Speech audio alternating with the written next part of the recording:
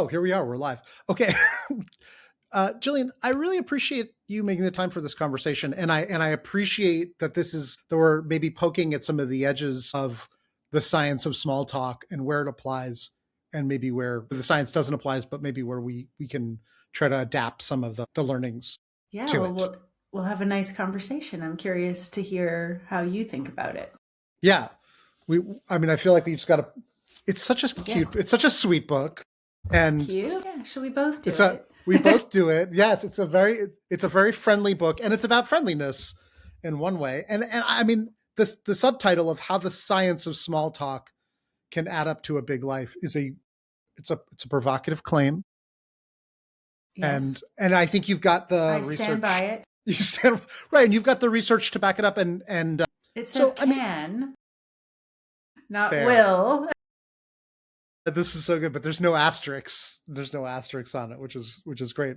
So, I mean, the reason I reached out to you, and I'm really grateful again that you were able to make the time to do Pleasure. this, because Thank you for the I know that opportunity. clearly you don't write a book about this stuff unless you care a lot about it and are excited to talk a lot about it for a long time. Here we are. The reason I was thinking about this is that I was doing a session a few months ago where we were talking about relationships and communication, and these are things that I care a lot about.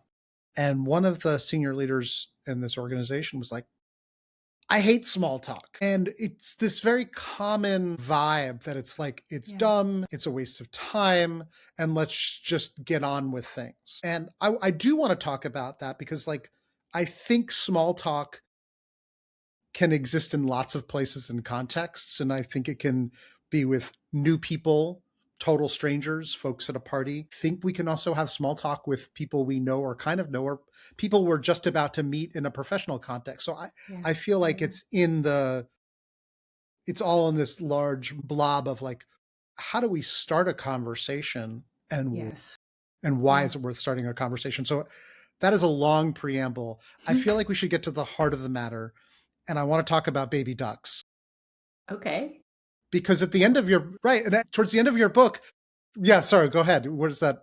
No, it makes me cry every time. So I might just cry, but we'll see.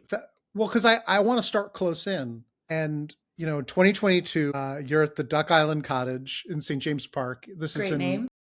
I know, very aptly named. This is in London. Yes. And I love the opening of the letter. I mean, I kind of want you to tell the story a little bit, but this opening of cute, aren't they? And I feel like there's so much in that opening. It's really extraordinary.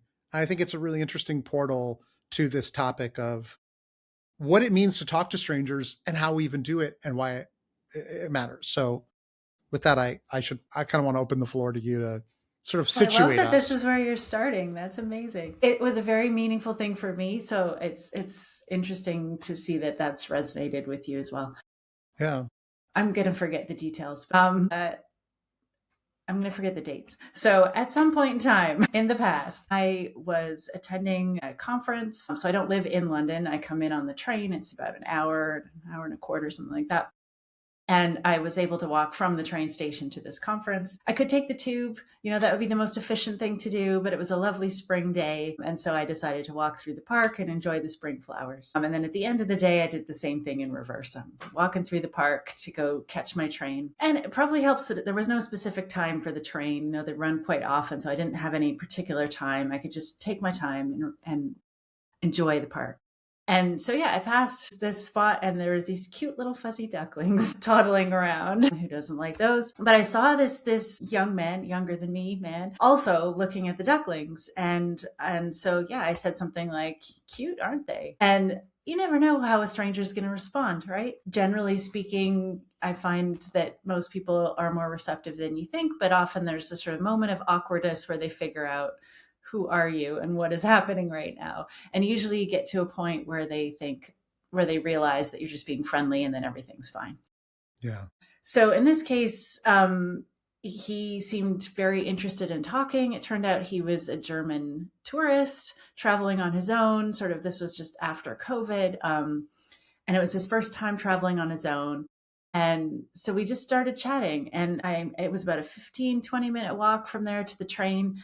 And he just kept walking with me, ended up walking with me the whole way. And he started reflecting on how he'd been traveling on his own and Mm. he hadn't really talked to anybody for a while. And so I think that was part of maybe why he, was keen to keep talking to me. I don't remember the conversation. I mean, I remember that the conversation happened because, as I say in the book, a couple years later, I was kind of going on the same walk and I remembered having this conversation with this young man, but I don't remember what we talked about. But apparently, he must have asked what I was doing in London. And I told him, I do this research on talking to strangers and how, so many people are nervous about it, but it goes it usually goes way better than we think. And we're just too much in our own heads and we worry way too much, essentially. So fast forward, like I said, a couple of years later, I went on almost exactly the same walk. I was with my husband at the time. And I had this, little moment where I was thinking back to the ducklings and the young man. And then a short time later, like about a few weeks later, I got this email and it started off. It turns out that it was from this young man, and he had happened to come across an article that I had Mm. written that has my picture in it, and somehow remembered that was who he had talked to in the park. Mm. And I started reading this email, and it was a bit generic at first. He talked about how met new people by talking to strangers, and now all his friends were starting to say that he was so good at it and how had he learned it. Mm. And then the line that really hit me, where he says, I tell them the same story about this time I was walking in the park and there were these cute little ducklings. And I read that and my heart just started pounding like, oh my God, it's that guy. And it was just, he just went on to say how he really took it to heart. And Mm. it changed his way of looking at things, and he started talking to people more, and he just really wanted to thank me for changing his life, is how he put it. It was just the most beautiful, like I Yeah. burst into tears. And still I'll dig out that email every once in a while, and every single time, even when I was writing about that email in the book with his permission, Yeah. I was crying. So it's just really touching. It's such a beautiful story because it's almost like the infinite recursive loop of paying it forward. Like you were practicing this thing that is a value of yours, which is to talk to strangers because you believe that it's important and the evidence shows you that it's important. And it created an experience for him that was surprising, and it became something that he got better at, and it transformed his life to the point where his friends commented on it, which is It's rare. I think there needs to be like insane. a big amount of change. And it highlights something else interesting that I wanted to point out. It's kind of, in a way, one of my favorite scenes from Pride and Prejudice, where Mr. Darcy complains that he doesn't have the fluency of talking to strangers. And Elizabeth is like, well, you're a man in the world, you're a gentleman of means and education. And like, why on earth can you not talk to people you don't know? And she's like, I'm not as good at playing this piano as I'd like to be, but I assume that that's on me for not practicing. And so Mm, I think there's this idea that like some people are good at it and some people yeah, aren't. And we yeah. have the research that we can talk about. We can also talk about how some people think they're introverts and some people think they're extroverts. And so they should or shouldn't do it because of who they are.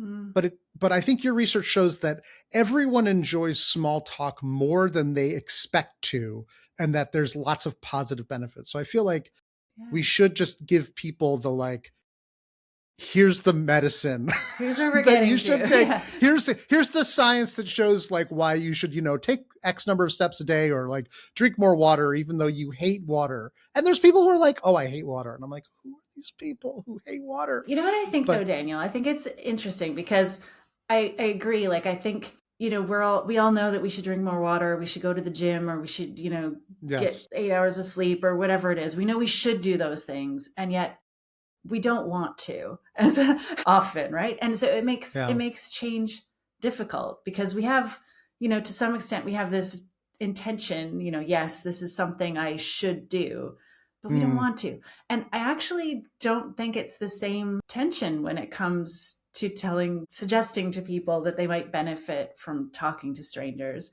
At least some people. Mm, I think a lot of people, we have this fundamental need to belong and to connect and be seen and hmm valued by other humans. I think a lot of people know that it would be a good thing to do it. They just feel hmm like they don't know how, or they're not allowed, they need mm, permission. So I think it's an easier change than some of those other ones. I think, yeah, I don't know. That's just my sense based on what I'm yeah. seeing. Like, teach at a university, so I'm teaching young people. I teach this class called Social Connection and Disconnection, and I wanted to teach that so that we could talk about loneliness and normalize, so hmm they know that they're not the only person who feels alone and feels like they don't have the friends that they'd like to have, all this kind of stuff. But as part of that class, I get them to talk to a stranger. I give them these little homework Yeah. assignments. That's one of them.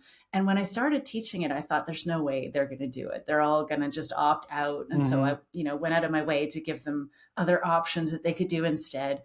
But they do it, and they come mm, back and they tell me that they enjoyed it. So, even that group, which we might think is especially, lacks practice in developing those skills, hmm surprise me every time by their willingness and enjoyment when they do it. Yeah. Yeah. It's a really interesting question because I think some people, this is tough because, like, in a way, the people who are taking your class are maybe more inclined to solve this problem than the average person on the street. Maybe to It's like, solve it, yeah. But I think I often yeah, get like the students who are on the lonely side or on the introverted side who, yeah. yeah, who you think might struggle more. But you're right, they might be more motivated to do something. But there's research that I've read that says that most people think that if they spend time alone on a commute versus talking to a random person on Mm, the train, that they're going to have a better experience. And then when yeah. you invite them to talk to a random stranger, they always have a better experience. And I feel like there's another piece of research that I've been quoting for years and I don't know where I got it from, but that there's like most people are afraid they don't know when the conversation is going to end in general. Like in general with conversations, I think there's a fear people have that they'll open a conversation and they won't know how to exit it. And Yeah. so how do I think that's you the as hardest part. right fair you're like, well, I got a live one, how do I close this out? So yeah, in a way, like you have your model for how to open the conversation with questions and how to find things in common, how to bring kindness into the conversation. But I wonder what you're if we're looking at the whole arc of a conversation to maybe help people who are nervous about starting something that's just going to they'll never get out of it, which is absurd. It's like, well, we're married now, we can't stop the conversation. How do you what does the research show, or what's your experience or your thinking around like the overall arc of a small talk interaction? Yeah. So I'll start with the bad news, which is that there is some research that's looked at whether conversations end at the time, like how often Yeah. conversations end at the time that both parties would like them to end. And it's something like 3% of the time. That's the time that they end. So I think it's just a really difficult thing to know when someone else wants to end a conversation, right? So Yeah. we're kind of trying to guess what other people think, and we're never very good at that. So I guess that's depressing on the one hand, but also on the other hand, it's just saying, look, it is hard. It's not just you, it's just a hard thing to do. So, like, that's okay. Don't stress about it. But I don't know. So I've run some how to talk to strangers workshops, and I feel like my role is to facilitate. So I'm not teaching people stuff as much as like getting them to talk to each other and Mm, come up with strategies. And I think it helps people to sort of pre-think, like, what if the worst case happened? Like, what if yeah. I feel like they're hitting on me, or what if I don't feel safe, or whatever. So just think about what your biggest worry is, and think about what you could do if that happened, which it almost, never does, but it helps, feel a bit more confident, I think, if you can go into it thinking, okay, I know what I would do if that happened. So one of the things I ask them is like, how do you end a conversation? Um, and I'll tell you, the number one thing that people do is lie. So we say, I have to make a phone call, or I have to, I'm hmm going to go get something to eat, or I'm going to go to the bathroom, or Yeah. so it's like one of those little white lies that we tell to Yeah. try to save someone else's feelings, essentially, is where that's coming from, right? So I don't have a major problem with that. If people are okay with doing that, if that's what makes you comfortable, go for it. But there's always one person at these workshops who's like, just uses the direct approach. Mm. And everyone else kind of looks at them and is like, you can do that? And they just say, thank you. I really enjoyed the conversation. And it's time for me to go now. And that's it. And honestly, that's helped me. Mm. I've been trying to do that more, to realize, like, maybe, like, I even have the thought, Mm. maybe it's an act of kindness to be the one who's willing to end the conversation. You know, you're both trying Yeah. to figure out, is it now? Should I wait? Should I go? Yeah. So maybe the person who makes that decision is actually doing something kind and helpful. Yeah. Wow. But it doesn't have to be complicated. I think it's, one of those things where, again, we just get in our own heads and make things a bit more complicated than they need to be. Yeah. It's so interesting because in a way, Gillian, I feel like the argument that I have in my head of the people I've talked to who are sort of like anti small talk is that, like, well, I want to talk about real stuff. And then there's this anxiety that creeps in when the conversation's maybe gone on too long. Yeah. There's an opportunity to actually keep it going and to double down and to unpeel another layer. And I wonder sometimes if we pull the ripcord a little too quickly. Yeah. When there's we something feel a else little on the bit of other side. discomfort, and if we kept going, we might get somewhere better. Yeah. Yeah. Yeah. I mean, there's no research for this, but like. No, but there is research on.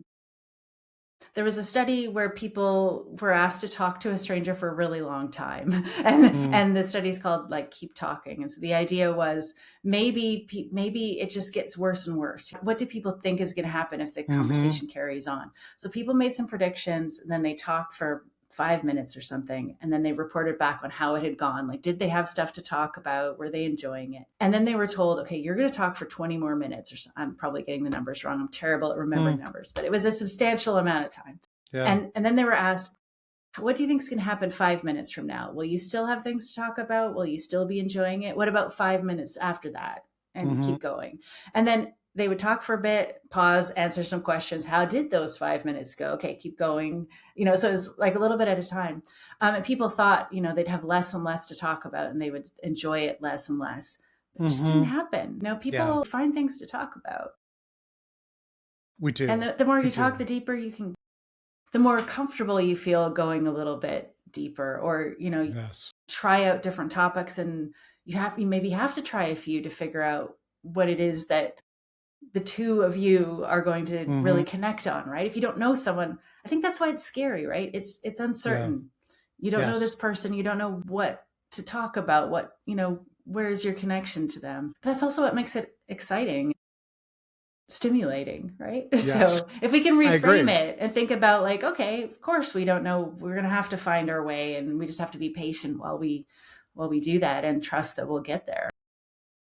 So for the people who are resistant in their, they feel the fear, the hesitation, the resistance. We all do. Feel like most people do. So I wanted to normalize that, right? Yeah. Right. And in a way, like, maybe there's this expectation that we all are resistant to it, and so nobody likes it. But what do you say to people? What has your research shown about how people actually like it and benefit from it? Like, if this was a bottle of pills and we should take it, like, what would it say on, not the warning, like but the warning, this may make your life absolutely better. Like, how does it add up to a big life? Because it clearly does. Yeah, I think so. I guess one way I've been thinking about this lately is in terms of, what does a life well lived look like? You might be thinking, where is she going with this? But for a long time, we've thought, maybe that's a life of pleasure, right? A life full of enjoyable things. That's one way to live a good life. Or a life full of purpose and meaning, right? That's another way. You can do both. And more recently, researchers think that there's actually a third pathway, which is a rich life. So a life full of diverse experiences and interesting things, right? And sometimes that doesn't feel as pleasurable. It can be more unstable. But it has value also to have that, richness. And I think talking to strangers ticks all three of those boxes.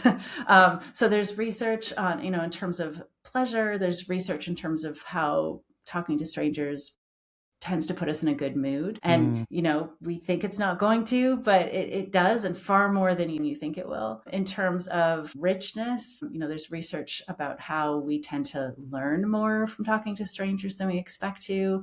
We just talked about how it brings in this kind of novelty, and, you don't know what's going to happen, and that's kind of exciting. So it adds this richness. I've had so many amazing conversations where I've learned new things or heard, different perspectives that I hadn't encountered before. And then finally, in terms of meaning, we are not losing our connection to our fellow humans. It's mm, so yeah. easy now to just not even notice that there's a human around you. It's just like, that's just the piece of furniture that provides my coffee at the coffee shop. Like, we don't even see the person anymore, right? Hmm. um I've had so many people, doing this research, and the research came from me starting talking to strangers and getting kind of hooked on it. And so the two things kind of feed into each other. But the more I've gone along, the more I want to have those human moments where I show people, I Mm, see you. I'm acknowledging that you are a human and I am a human. And the more I've done that, the more times I've asked, just literally just ask someone, how are you doing? And doing that in a way where they can tell that I really mean it, right? It's not mm, just a throwaway. I'm like really asking them. And so many people have said, nobody ever asked me that. So I'm thinking, like, during COVID, a doctor's appointment over the phone, so I'm thinking that's a human who's talking to people every 7 minutes and doesn't, get to see them. And what must that be like for them? And, I said, how are you doing? This is a really weird kind of thing that you're doing now. And, hmm. and they're like, nobody ever asked me that. I tell a story about going to visit a cathedral here in England, and there's a man who's a volunteer whose job is to just make sure people know where to go and sort of maintain the orderly fashion. And I said, how are you doing? He's like, no, that's my job. Like, nobody ever asked me that. I do that all day, but nobody sees me, essentially, is what I Mm, heard. So mm. I just think there's something so meaningful. It feels like a really powerful thing that each of us can do, to just look someone in the eye and say hello and see them as a fellow human. So in that sense, it feels like a really meaningful thing to do as well. Yeah, I really appreciate this. And when I think about this quick acronym, this last Mm, piece of kindness, it seems like it's an opportunity to create a safe space, a little opening to slow down and to be more human. And I feel like when I was reading you talking about your dad, there's like this willingness to, I don't want to say put on a show, but like turn it up, turn a part of ourselves up a little bit. Say, like, I'm just gonna be a little bit nicer to this person. I'm gonna slow things down a little bit more. From my perspective of, like, I'm designing this conversation. What am I designing? Like, well, I'm maybe slowing the pace down. I'm gonna mm, notice something that's going on in their lives. I'm gonna create the space for this interaction that is a little bit more human, as opposed to just like getting on with yeah. life. Yeah. And I think one of the first papers I wrote kind of acknowledged that it can feel sometimes that people might sort of worry about, this is not efficient. We want to Mm-hmm. get down to the good stuff. We don't have any time for this, talking stuff. And I just think that it, yeah, it does. I don't think it works that way in practice. I can see how it might feel that way, but I think, Yeah. thought experiment, and we've probably all been in this situation, but let's say you're standing in a line, and it's a really long line and it's moving really slowly, and you're like, I just want to get back to work. I have a 3-mile long to-do list, and I'm stuck in this stupid line waiting for my lunch, and you start getting frustrated and anxious and stressed. And guess what? If you turn to the person standing next to you in line and you had a little chat with them, like, it's not going to make it doesn't affect how long you're going to be standing in the line, but it does affect your perception of how long you're standing in that line. That line is not going to feel as long, right? And you're not going to Yes. feel as stressed, and it's going to change everything to just have that little chat. So I think Yeah. there's a lot of cases where it doesn't take any longer, Yeah. but it makes everything more smooth, right? Yes, socially smooth. Yeah. There's a smoothing out. It's creating a social experience, and this is where I think the science of small talk, as you studied it, can relate to the broader business context. Here's my pitch. So, from what I understand about your research and your writing, a lot of small talk happens we're on vacation where we've got spaciousness. The Yes. spaciousness is built in. We Yeah. are not supposed to be anywhere. So we've intentionally created the space. Okay, I'll sidebar. Some people do not know how to do that on vacation and still cram way too much stuff in their vacations, but they're walking more places. This is clearly something you do as well. Like, I'm going to walk someplace instead of take the tube. But even with the tube or the subway, there's a period of time where nothing can happen. Yes. We're just and here. I think some people get like the shakes, like I need to be doing something. And most of us are not, as they say, raw dogging these things. We are podcasted up. We have books. If we're doing it digitally, there's really no interface that allows someone to sort of like connect with us around like, oh, I see you're reading a book about talking to strangers. What's that about? But there's these moments between things where we can turn them into a real experience, like a waiting online. I feel like small talk is clearly a life skill. But I would also say it's a leadership skill, because every day teams are having massive amounts of meetings. And I know that every meeting, when it starts, does not have everyone there. And I know that it takes time, even certainly physically, but definitely digitally, to kind of like get everyone digitally in the room, but extra time to get everyone settled and focused. And I found that it is a leadership skill to take those 5 minutes at the beginning of a meeting and welcome people in, to orient them, to say hello, to talk about whatever, but in a way that really gets people enlivened and connected. And I think some people know how to do that in a normal human way, and some people don't, where it's like, all right, knuckles cracking, let's get down to business. I think it's a leadership skill to create those human moments when it seems like all we have to do is go, go, go. And that's where I think there's a lot of potential overlap. I love that. Yeah. And I wonder, with the leaders who don't do that, how much is like, part of it could be just thinking that there's no value in it, or not being aware that there might be value in it. But also, some leaders might just be anxious about it, might feel like they don't know how to do it, or that it would be inappropriate, or, like there's fears going on with all of us. So yes. So I'm wondering how you can think about the research you do have around how to open conversations and finding things in common and creating kindness. Where do you feel like there are safer overlaps to make the claim, or what types of questions, what types of conversational moves do you feel like are applicable in a professional context where maybe we know each other a little bit? Maybe some of the people know each other. Maybe we're all meeting here for the first time. Maybe we all know each other, but we still have this opportunity to create a space for a more human interaction. Yeah. I think it starts with the willingness to do that. And I feel like that could be a challenge too. And I'm going to pivot to talking about education, because that's something, it's a workplace of sorts, and I'm aware of research on professors feeling like they don't need to pay any attention to that kind of social connection with their students, and feel like it's not my job to be friends with my students. And I don't think that's what anybody is saying, like you should be friends with your students, but I think you can be a human with your students, right? And I think that has a directly analogous, direct analogy to a meeting room, for example. So I think you need to start by being willing, realizing that having that connection is important and has positive consequences, and being willing to do it, not saying like that's not my job or that's not appropriate for this situation. So I think that's the starting point, right?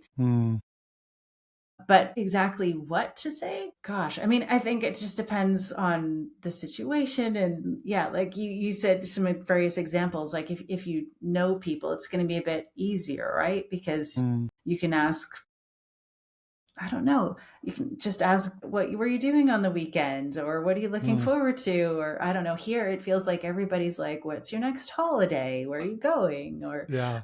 so it doesn't even have to be really personal. So if people feel really uncomfortable and they're like, I want to keep work and family, home life separate, that's fine. Nobody's saying you have to like bare your deepest, darkest secrets. Hmm. But yeah, it makes a big difference to be a human with your colleagues or your boss, because I think, yeah, we want to work. If we're working together, it's just, it's cold if we don't feel like we know the other person a little bit, right? Yeah. Even just a little. Even just a little. And I think creating that space does take work in the same way that And you've probably gotten bet repetition, right? Yeah. yes, and you've clearly gotten better at the skill of opening conversations. Your dad, you talk about your dad like having these like phrases that he reuses all the time Yeah. that works. He's He's he's like worked in his workshopped them. material. Yeah. He's workshopped his material over years Yeah. and has found the openers, the questions that kind of get people to respond. Yeah. Right. And And I I and think I yeah. think I rely a lot on my observation skills, and I think that's something I have in common with my dad. But I was asked once by a journalist to do a thing where we would go to the park, and I had to like approach someone and have a chat with them. And I thought, great, bring it on. I want to do this and show people how easy it is and how enjoyable it can be. But then I discovered doing it on demand like that was Mm, actually really, really hard, because I'm not just going up to random people. mhm, I've just gotten really good at finding a way to create an opening with more and more people as time has gone on, right? mhm, And most of the time that comes from observation. It comes from, mhm, seeing something that they're wearing and making a comment on it, or bringing their attention to something. But I have to have something. Like I have to have some reason to start the conversation. I mean, you can just mhm. say hi as you pass, but it's I find it difficult to start without having something that I'm going to say. And I think probably the skill that I've learned the most is figuring out more and more ways to get started. Yeah. And this is why I started with the like cute aren't they ducks comment because in a way I feel like the it's such an innocent and simple phrase. It's totally unobjectionable. Ducks are They baby are ducks. objectively cute. Baby ducks, guys. If you're listening to this in audio, you can visualize a baby duck. And we know that they're cute. We're allowed to objectify baby ducks, right? They're objectively cute.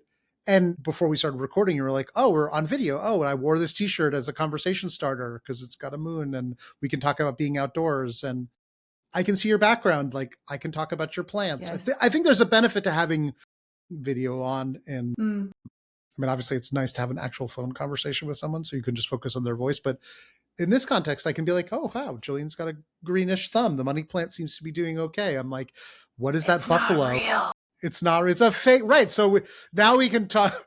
So, like, any object I think can create a portal. Yes. And I can certainly like wonder what that fluffy object is in the, or it's like, it looks like a bison. I'm not even sure. It's But, it's a Scottish cow. Yeah. A oh, Highland it's cow. a Highland coo. Yeah. Oh my I God. know. Super Those are cute. cute. Those are super cute My animals as husband well. bought it for me. It's like maybe the best gift he's ever given me. That's amazing.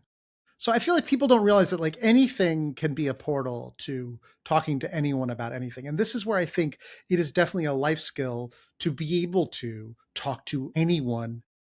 I know you said that this is like it's very hard to turn it Absolutely. on, but like it is I would say I like you eventually ended could up sitting next to someone on a bench and asking her about her sandwich. That's what I right. ended up doing on that occasion. That's all I could come up with, but I I mean, came but up that's with great. something. Sandwiches I think are there's a world in a grain of sand there. Like I could talk about sandwiches for days. But for anybody who goes to parties or gatherings or wants to have a bigger life, as you're saying, a richer life, the practicing intentionally opening a conversation and talking to anyone about anything, anytime, anywhere is like doing a repetition of a if we're talking about like physical therapy where you do a wall sit, you're not doing a wall sit to do a wall sit. You're doing a wall sit so that you can have stronger back, stronger quads, so that you can walk, jump, and live. And it sounds like talking to people is like practicing the fundamental skill that it is, the human skill, Yeah. talking to people. And I like the analogy because one wall sit is going to be hard, right? I don't know. I don't like wall sits. I find them hard work. I mean, they're fine for the first few seconds. You're like, yeah, I got this. And then you're like, Sure. oh my God. And you have to do it a bunch of times, right? And it gets easier. And it's just like any skill. Yes. So yeah, I'm an introvert. I used to be really, really shy. And, you probably remember the story I told in the book about how I had my luggage removed from a plane because they called my name and asked me to push that call button. To be fair, they did not say that that's why they wanted me to push the button, because maybe I would have been, but they asked me to identify myself and I just didn't feel like I could do that. I didn't want to push that button because then a scary flight attendant would come over and I'd have to talk to them. And I was not okay with that. And now I talk to strangers all the time. That doesn't, and I'm not saying that now I'm like a paragon of social skill, because I'm not. I still have plenty of awkward moments. But talking to strangers has become just incredibly easy over time with practice, learning that most of the time it's really fun.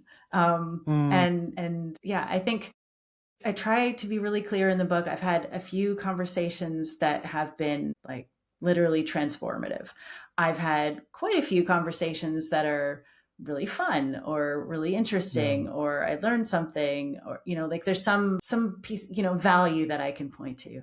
Then there's plenty of conversations that are just like the average conversation is average, right? Forgettable, nothing. It should be. Right? Statistically speaking, the average conversation is average. But I think that they all matter. I think even those forgettable ones matter because they add up to me feeling like I can talk to anybody.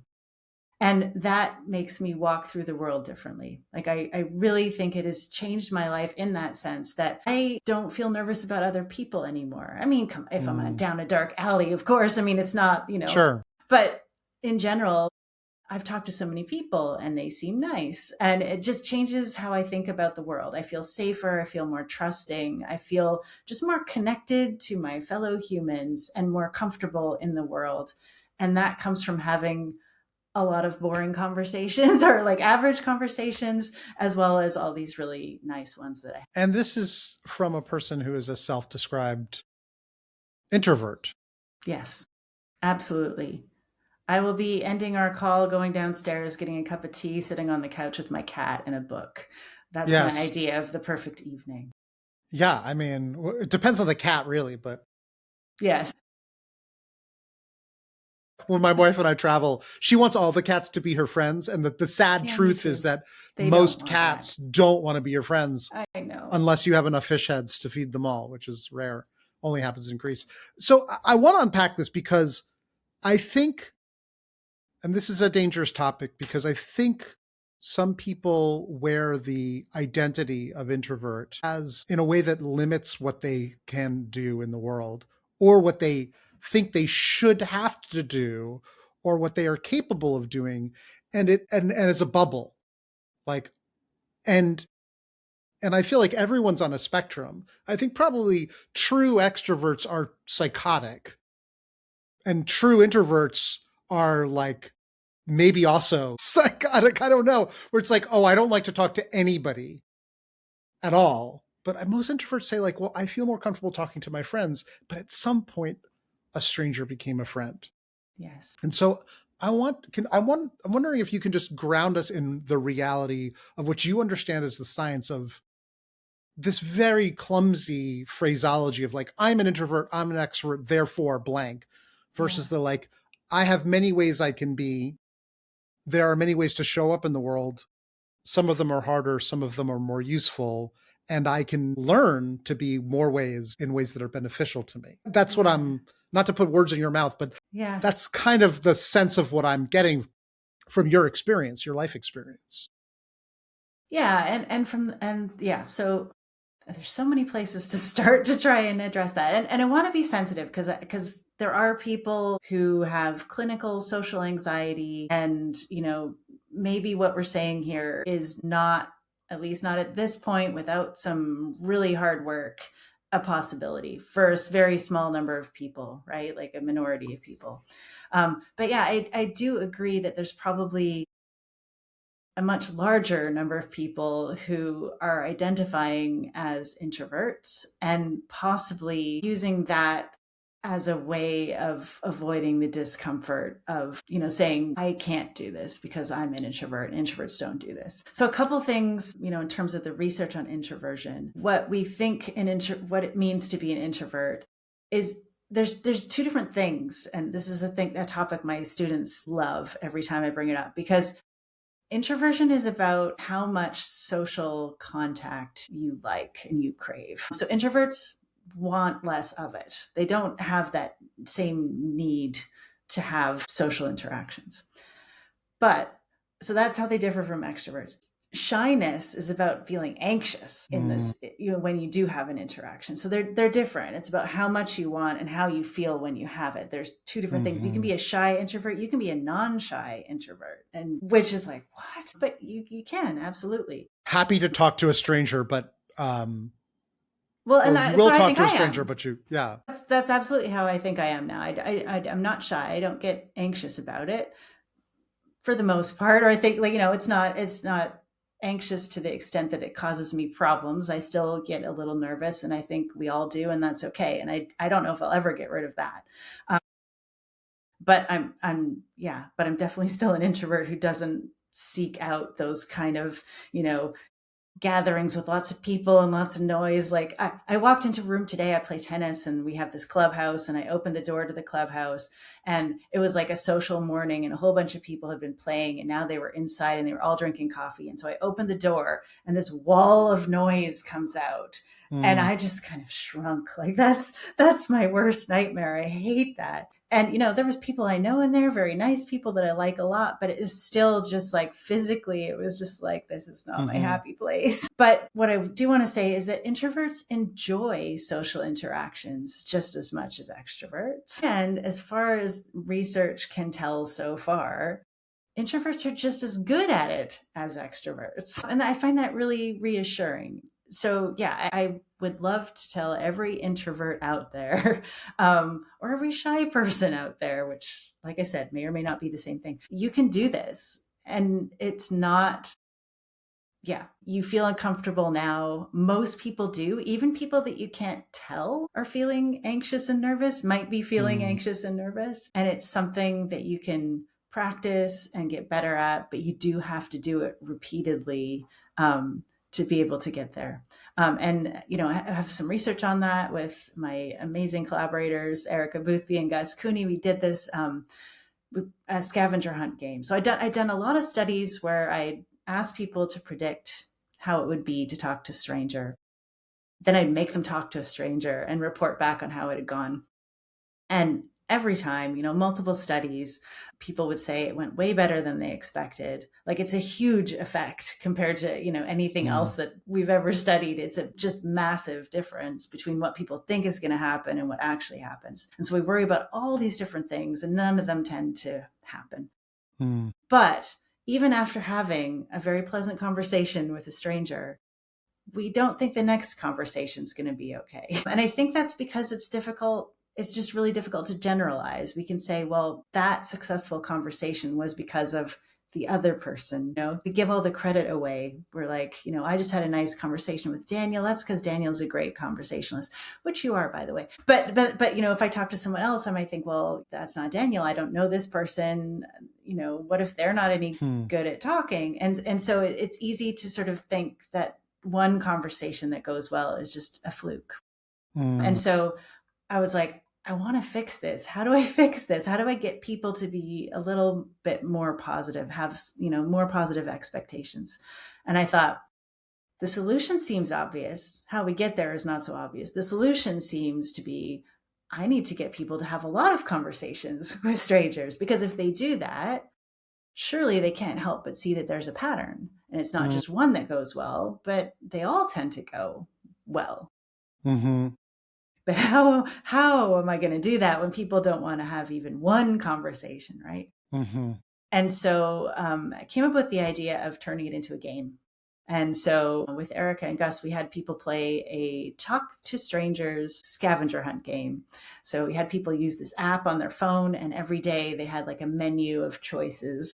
like find someone who's wearing a hat or find someone Mm-hmm. who's drinking a coffee. So they were supposed to be really, really easy. They weren't supposed to be hard. The hard part Mm-hmm. was once you found the person, you had to actually talk to them. I think people really appreciated having their options narrowed that way. Mm. To someone with a hat. Okay, I got this. And it was kind of a game, it was kind of fun. But what we found was over the course of the weeks, we asked people to talk to a new person every single day for a week. And gradually, day by day, people were less worried about being rejected and more confident in their social skills. Yeah. And we followed up with them a week after the study ended, and it seems like those changes had stuck. So that, I think, is promising, is just the idea that practice makes progress. We can learn and get better at that. Mm. I mean, it's speaking to, I hear two things. One is like just a fundamental attribution error. Like I'm attributing this went well or didn't go well to somebody outside versus being intentional about my own practice and being a reflective practitioner and an intentional practitioner. And it sounds like there's also a neuroplasticity element here, which is to say that as you know, Elizabeth Bennet was telling Mr. Darcy, a piano is an instrument we can get better at playing if we try intentionally. You can't just sit in front of a piano. Right? I mean, I suppose there's a very rare person who can just be like, oh, I'm going to figure it out. But like most of us need to learn the scales. We need to practice and lean into some discomfort.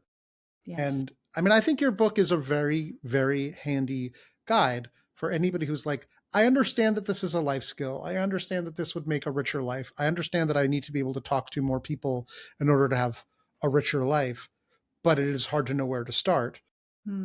I think one can start, right? And regardless of whether somebody identifies as an introvert or as an extrovert, we can all get better at the skill. Because honestly, I'll tell you, Gillian, I've met some extroverts who are just domineering.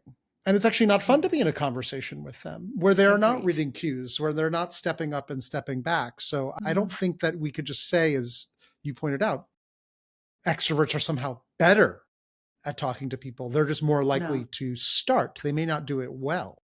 And I think some of them are anxious too. Like some of that extroverted behavior can be just a manifestation of not feeling comfortable and just feeling like they need to fill the space. So I don't know. It helps me to think, maybe they're struggling too. Yeah. There's another piece of this. I mean, this is a weird layer, and I probably shouldn't even bring this up with 4 minutes to spare, but I feel like there's something about older men. Like my dad loves to talk to strangers, but I think there's a way of avoiding it's actually a means of avoiding intimacy in a way. And, because it's like, hey, this is easy and fun. And I made someone laugh and I had a nice interaction. I think there's still a gap on how to get people to go from small talk to relating to creating friends. I think there's still something else. There's a huge gap. Yeah. Yes. There's a gap, but I don't think that's not the fault of your book. I think your book, like you're talking about like a very specific slice of a very important challenge around social well-being and social. Yeah. This is like it's the critical one, right? It's the starting point. So yeah, I am not making any claims that this is going to like solve the loneliness epidemic or help you find the love of your life, but you cannot do those things without talking to strangers. So right. This will get your reps up. Exactly.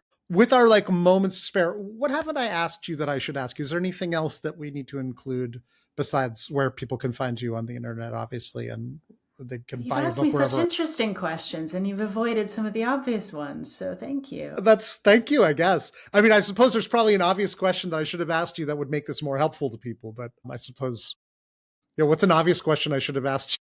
Oh, well, now you're going to be like, what have I missed? No, you didn't explicitly ask me, how do I, give me some tips. How do I start the conversation? But you did mention the acronym that I've come up with and sort of said it yourself. So, the quick acronym. Gosh, yeah. I mean, I have been asked that question recently, the one you just kind of touched on, which is like, how do you go from this to something a little more, how do you turn this into a friendship?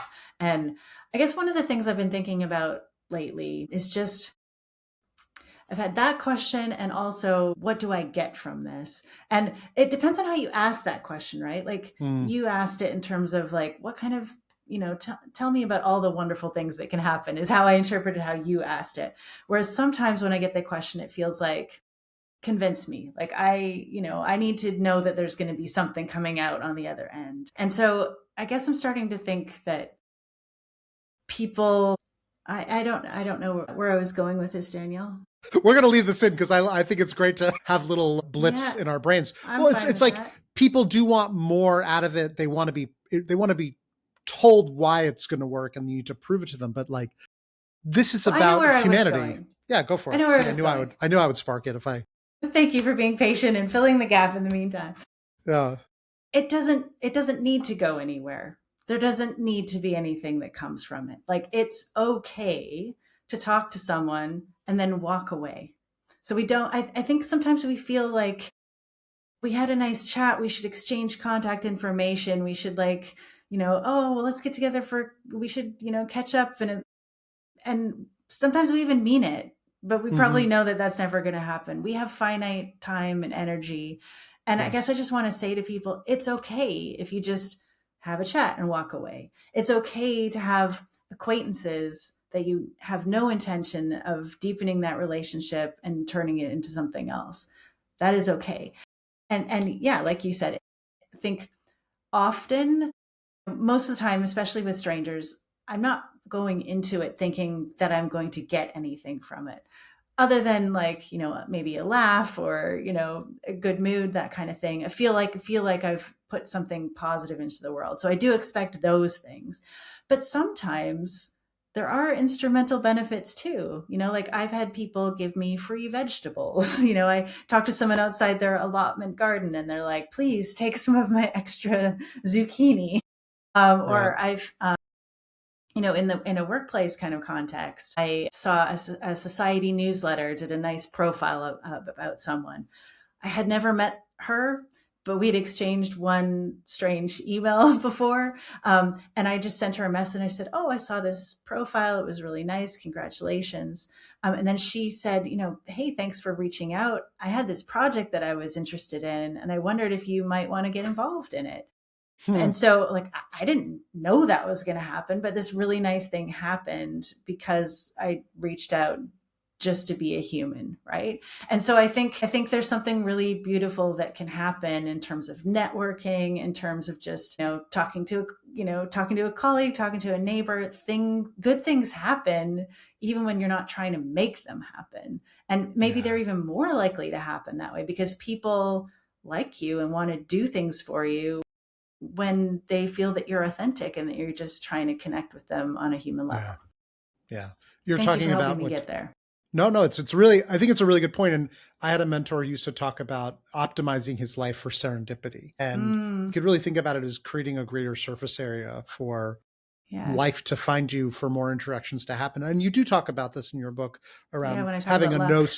luck, but also having no strings. Like, I don't expect Mm, anything to come out of this, and it's yeah. okay for nothing to come out of it besides we had a moment of human kindness and Yeah. connection, which in today's day and age is not a small thing, No, to agreed. create more of that. And so I think it's a really it's well put, and it's a good quote unquote argument for why getting better at this work matters. With that, I feel like I want to respect your time. I feel like it's been really great. I appreciate you being open to the serendipity and to unpacking some of these questions. I hope people read your book, and I hope when you say, I think it would, if everyone read this book and practiced it, I definitely think the world would be a better place. Like, there's literally no question. If more people were I'm doing so this, that glad would to be hear that. good. I obviously do, but I'm maybe a bit biased. Fair.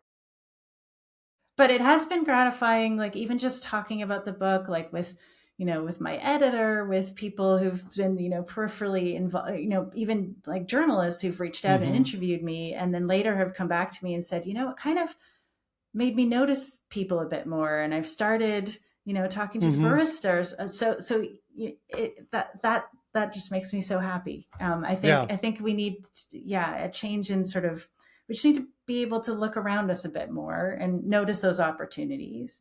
In that scavenger hunt study, that was another thing that changed over time, as people started noticing more opportunities for it. And I think there's opportunities around us all the time. We're just not seeing them. So that's a part of the puzzle as well, as noticing that there are opportunities, and then just it's just a little bit. I mean, I'm not also not trying to say like you should talk to all the people all the time. Like, no, but just a little bit more can make a big difference.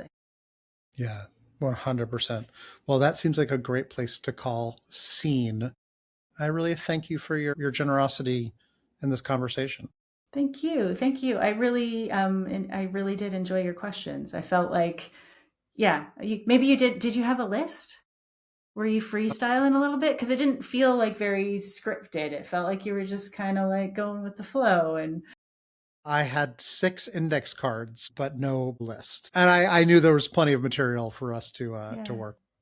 Well, when I said at the beginning about how I was a bit nervous about how it relates to the workplace, I think it's because, what the type of interaction that I focus on in the book is the kind of go up to someone you don't know, have a little chat, and then walk away and never see them again, right? Mm-hmm. And that specific situation doesn't happen very much in the workplace. Like it might with a customer, Mm-hmm. or, there's a few situations where that happens, but it's not usually that. It's like you're going to see them again, and that I think changes things a lot. It Sure, raises but the yeah, stakes. it But does. I think that the bigger thing, the broader thing is just the being human and being willing to connect. And that Yes. does cross all the boundaries. Well, we didn't talk about this, and we're definitely, my first degree is in physics, and this question of like, how do you create an isolated system where we can study friction, static friction versus dynamic friction? You make Galileo makes an inclined plane to study acceleration so you can count things more simply. Like, I think you're looking at like a very specific edge case. Yes. That is actually studyable. Yes. And that's what we have to do. We have to operationalize. Yeah. Yeah. And I think that there are conclusions to be made both from the psychodynamic aspects of things that are applicable to, I would think, other conversations writ Agreed. large. Yeah. Yeah. I think just as an academic, we get very, we don't want to speak beyond what our data can tell us. So, yes. So, I don't want to make any strong claims. I'm trying to get over that. No, I appreciate it. I think it's very reasonable and measured for you to say like, okay, here's the limits of the data, but we can, I think, generalize to conversations as a whole. Are you a reader of the conversation genre? I mean, I feel like I've collected and had on my podcast various scientists of conversation. Mm-hmm. Like, are there other books that you admire that try to look at this question of what is happening when we are talking together? Yes, this one. Oh yeah, Alison Woodbrook's book. I have not yet, but I do know Alison. Very talented. I was going to bring that up at one point during the talk, and then I lost the train. But in terms of like starting a conversation and sort of not knowing where to go with topics, her advice is you can prepare some topics ahead of time. And she teaches a class about conversation, and she says, her students, she gives them homework where they have to go off and, prepare some conversation topics that they might discuss. And the students often feel really uncomfortable with that. Like it feels like you're cheating, or it feels unnatural and authentic. And she said, it's like so powerful, and people have better conversations when they prepare topics ahead of time. This is what your dad does. I mean, yeah, it's totally okay. Yeah, it's totally okay. And even if people don't use the topics that they prepared, they have better conversations. And so that's a piece of advice, for people who are feeling, a bit extra anxious and sort of like, what happens if I have that awkward moment? Well, if you have some topics in your back pocket, which, you can practice over time and hone and get ones that work for you, like my dad's work for him. That's one way to kind of cope with, the potential for awkward silence. I haven't read this one yet, but this one's specifically about sharing. The surprising power of oversharing. So she actually makes the case that, oversharing is something we worry about, but probably the bigger issue is undersharing. This just came out a little while ago. Surprise turn of events. Wait. Undersharing's the problem. Well, just that people are scared to open up. And I found that with my students, I've talked to them a little bit about self-disclosure and how it's one of the biggest things to build closeness with someone. Yes. And when I asked them at the end of the term what stuck with them from what they've learned throughout the whole term, students said that was the thing that stuck with them. And I think we've talked so much about oversharing that people now think they can't share at all, that it's a Mm, burden to share yeah. anything, even with the people that they're close to. And so now we need to, remind people like it's okay to share people. You do it a little bit at a time. You don't have to. And yes, there is something, oversharing can be an issue, but that doesn't mean we can't share at all. And we definitely need to. And on my website, I guess in the back of the book, there's a resource list, right? So there's some other books in there about conversation. And yes, where should people go? So I haven't stopped recording. We're still clearly having. I I hope I know. can just You can include use this. anything. I'm not too Where anxious where about should stuff. people go to learn about all things Dr. Sandstrom? I have a website. It's gilliansandstrom.com. You're gonna have to help people spell that Yeah, out. I will totally do that. It's I'll do Gillian that in with a the intro. G, and it's Sandstrom, not Sandstorm. But yeah, there's a list of resources at the back of the book. So like TED Talks and some videos and books and stuff on various related topics. And I've put that on my website so that I can keep adding stuff to it as things come up.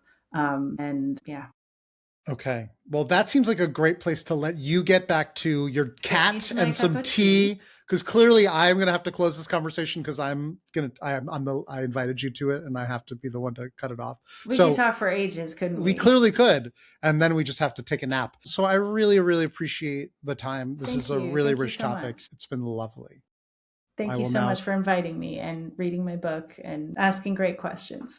It's my pleasure. I love this stuff. I'm a nerd.